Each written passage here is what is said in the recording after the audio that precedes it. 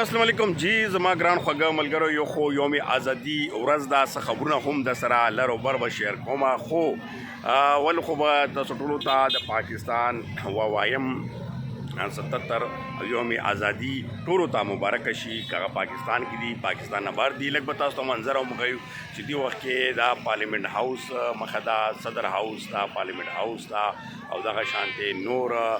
چې کومې دي ودانی دي سرکاري غیر سرکاري ټول اوسنس کړي شوی دي او ډېر فیملی چې کوم دي هغه پروتو شوی دي اوس د شپې 12 بجو پرې تاسو ویډیو چارج ته وګورئ دلته بیا جشن وی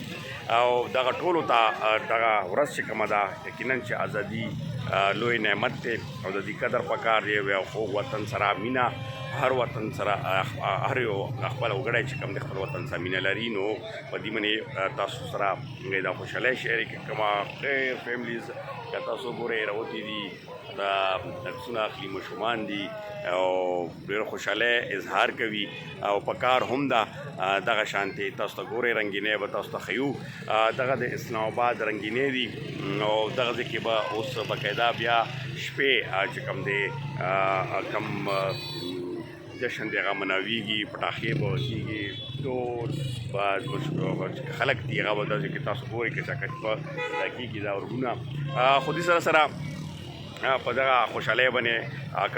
تاسو ګورئ افغانستان پاکستان ټینشن وو د زموږ شي نور هم حالات خراب وو خو په دې وجې نسبت باندې هغه ترخم لار چې کومه بنده شي او دوباره کولاو کړی شوه او هغه باندې تجاران ډېر یو شمېر ګاډي چې کوم ولاړو هغه واپس چې کوم دی کا پاکستان ته راتلل افغانستان ته تګ کولاو کو دي سره بل خبر چې کوم د افغانستان نه راغلی دی نور هم ډېر خبرونه دي خو هغه لکه څنګه ازادي خبره کېږي نو هغه هم د ځل ازادي منولو اعلان کړی دی د 15 اگست باندې ولې چې 15 اگست باندې اذان هم شروع شو 15 اگست باندې باقاعده توګه افغان طالبانو التا راغلیو 2023 کې نو هغه هم دغه دریم کال چې کوم دی هغه منوي او بل طرف ته هغه سره ټینشن خبره ده چې ډېر افغانان رونه چې کوم په افغانستان کې نه دي بهر دی پاکستان کې دي نور هیوادونو کې دي هغوی دغه ورځ نه منځي بلکې د دې مخالفت کې باغې پاکستان په اسلام آباد کې خو ټاکلي شوي دي ما ته هم مسجونه راغلي دي چې دلته به احتجاج کیږي او د طالبانو په ضد او دغه چې کوم حکومت راغلی د دې خلاف پر ضد به هغې خاص کر زنانه به راوځي چې هغې به احتجاج کوي دغه یو خبره پکې شته پکار دا وه لکه څنګه اوس پاکستان ازادي کې هغه په هر ملک یو ګړی منوي نو الله دې وکړي داسې چې افغانستان والا هم داسې ورځ راشي چې که هغه وګړی هر ملک کې وي چې هغه یوم ازادي ټول مشترکه یو طرف ته شي ولې چې دغه افغانستان پاکستان موږ یو ګڼو مسلمان ملکونه دي رواج نور هر څه برابر دي خو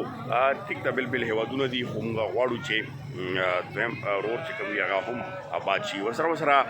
چې کوم د خاص کر ملګرو دپاره ډېرو ملګرو ته پرابلم هماغه شانتې جاري دي ولې چې ټینشن چې کوم دی معاشرتي برقرار دی څه نه دغه شانتې عناصر دي چې دې باندې بیا تفصیلي تاسو سره خبره کوم چې هغې نه غواړي چې دا حالات ټیک شي ولې چې پالیسیانې جوړې شي او ښې جوړې شوي لکه د پاسپورټ ما تاسو ته ویلي وو چې کوم چې بیا نه علاوه ویزا پالیسي او داسې نور هغه شي خو بهرحال دلته حالات نه پرېږدي څه نه څه زموږ خپل کسانو کې بس پوه نه شي په نورو خبرو کې راشي لکه څنګه جرمني کې واقعه پېښه راغله د پرلت هغه ډېر زیات ټینشن جوړ کړو د شانتي نور صورتحال راځي خو ورسره چې کوم ښه خبرونه دي انشاءالله هغه به هم راشي ولې چې پاکستان کې دننه که تاسو ګورئ حالات څنګه جنرل فیض حمید یو غټ نوم و غټ پاورفل و خو نن هغه هم په اوس د آرمي په عدالت کې دی لکه آرمي جیل کې اچولی نو هغه هم کېږي داسې نور معاملات روان دي پی ټي آی او داسې اپوزیشن جماعتونو